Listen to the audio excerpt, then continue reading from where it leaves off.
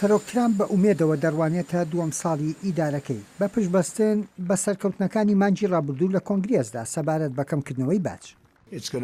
کارێکی سەخت دەبێت بتوانین سەرکەوین بەسەر ئاستەنگەکانی ساڵی ڕابردوو کە تازە جێمانێشتووە دەستکەوتێکی زۆر تایبەت بوو. کەمکردنەوەی لە ڕادە بەدەری باج و ڕیفۆرم لە باجداندا دەستەبەر کرا.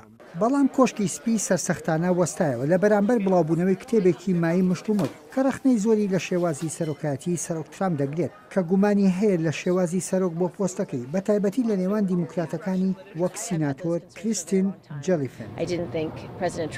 بڕوام وانە بوو کە سەرۆک ترامپ کەسێکی شیاو بێت تا ببێتە سەرۆک. باوەڕم بەوە نەکرد کە هەڵسەنگاندنی باش بێت تاکوکاری چاک بکات. ئەوەش نگەرانیەکانی منی پشڕاست کردووە.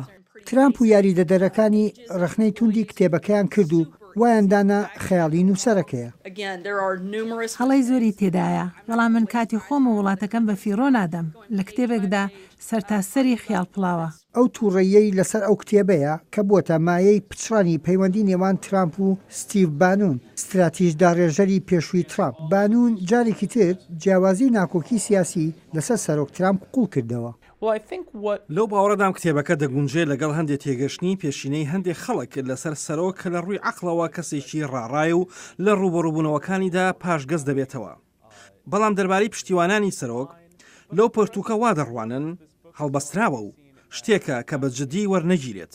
سەر ڕای بەدەستهێنانی سەرکەوتن لە بواری باجدا هێشتا ترامپ شعبیەتێکی مێژووی لای خەڵک نییە. وەک یەک ساڵی سەرۆکایەتەکەی دەبێت ئامادەی ئەوەش بێت بۆ زنجیرەیەک لە سەرکەوتنەکانی دیموکراتەکان لە هەڵبژاردننی کۆنگرێسدا لە مانگی 11دا. لەو باوەڕیەدام کۆمەریەکان دەبێت بەرەنگاری ئەو ڕاستیە ببنەوە کە لەلایەن دیموکراتەکانەوە گۆڕوتینێک هەیە کە لای کۆمەریەکان نابینرێت. بەشێکی ئەوەش دەگەڕێتەوە بۆ ئەوەی کە سەرۆک ترامپ خۆشەویست نییە. شیکەرەوەکان ئاگایی دەدەن کە تارمایی لێکۆڵینەوەکەی رووسیا لەسەر سەرۆک ترامپ و کۆشکی سپی لە ساڵی 2018دا کاریگەری قورسی دەبێت. تو هەرگیزەوە نازانی لە چەند ڕۆژی داهاتوودا چی ڕوودەدەن.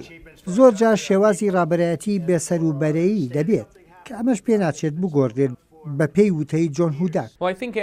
بڕوام وایە کە هەر کەسێک وابیر بکاتەوە کە ساڵی یەکەمی سەرۆکایەتی ترامپ کاتی بووە، بەڵام 3 ساڵی کۆتایی دەگوزارێت بۆ کەشێکی پێگەیشت و پیاوی دەوڵەت.